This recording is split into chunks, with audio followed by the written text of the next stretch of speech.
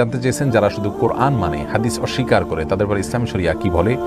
ইসলামী শরিয়ার দৃষ্টিকোণ থেকে তারা দিকভ্রান্ত এবং পথভ্রষ্ট, তারা সঠিক পথের উপরে নেই, তারা গুমরাহ, এতে কোনো সন্দেহ নেই। কারণ শুধুমাত্র কোরআন মানা এটা কখনো কোরআন মেনে পরিপূর্ণভাবে ইসলামকে ফলো করা মানা এটা কোনোদিনই সম্ভব না, মেনে চলা কোনোদিন সম্ভব না। আজকাল যারা কোরআনকে শুধু মানে আহলে কোরআন, এরা হাদিসকে অস্বীকার করে, তারা অবশ্য কোরআনের ব্যাখ্যার জন্য যে পরিমাণ হাদিসের দরকার তাদের মন মতো বাছাই করে করে সেগুলোকে নেন, আর বাকিগুলো বিশুদ্ধ সনদে সূত্রে বর্ণিত হলে সেগুলোকে তারা অস্বীকার করে। এগুলো আসলে ইসলামকে অস্বীকার করার নামান্তর। কারণ যখন মানুষ হাদিসকে অস্বীকার করবে তখন ইসলামের একটা অনেক বড় একটা ব্যাপক একটা সূত্র থেকে মানুষ দূরে সরে যাবে।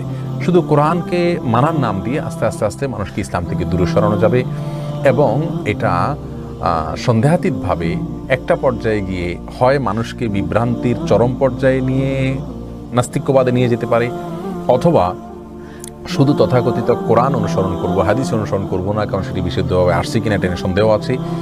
এই কথাগুলো যারা বলেন তারা মূলত সারা বিশ্বের যত ওলামা একরাম আছেন, যত ইসলামিক বই পুস্তক আছে, সবগুলোর উপর নির্ভরতাকে তারা তুলে দিতে চান। আর যদি সেটা তুলে দেওয়া হয় তাহলে 1400 বছর ধরে ইসলাম সংরক্ষণের যে ধারা চলে আসছে আমাদের কাছে, ব্যক্তি টু ব্যক্তি, কিতাব টু কিতাব, তার সবগুলোকে তারা ইগনোর করে নতুন একটা ধারা চালু করতে চান।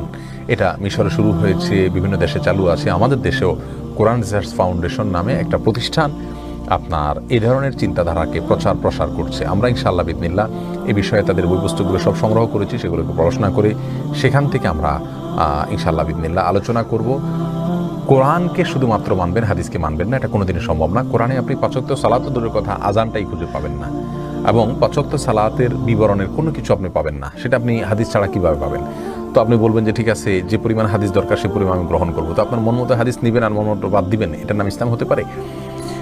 অনেকগুলো যুক্তি তারা দেন। তারা বলেন যে কোরআনে যেটা উল্লেখ নাই হাদিস দ্বারা সেটা প্রমাণ হতে পারে না, বিশেষ করে নতুন কোনো কিছু হারাম হতে পারে না। এগুলো সবগুলো মন গড়া কথাবার্তা।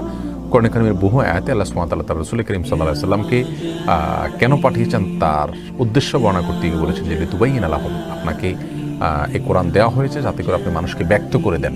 তো তিনি ব্যক্ত করে দিবেন সেটাই তো হাদিস, তিনি ব্যাখ্যা করে দিবেন সেটাই তো হাদিস। সেটা যদি অস্বীকার করা হয় তাহলে তার আগমনের মানে কি থাকলো? তাহলে তো আল্লাহ সুবহানাহু ওয়া তাআলা আসমান থেকে জিবরিল দিয়ে একটা কোরআন পাঠিয়ে দিলে হতো, যেমনটি মক্কার কাফেররা মুশরিকরা চাইছিল। যাই হোক, এটি বিভ্রান্ত কথা এবং দাবি, এতে কোনো সন্দেহ নেই। আমরা বিস্তারিত বিষয়ে কথা বলবো ইনশাআল্লাহ বিদনিল্লাহ।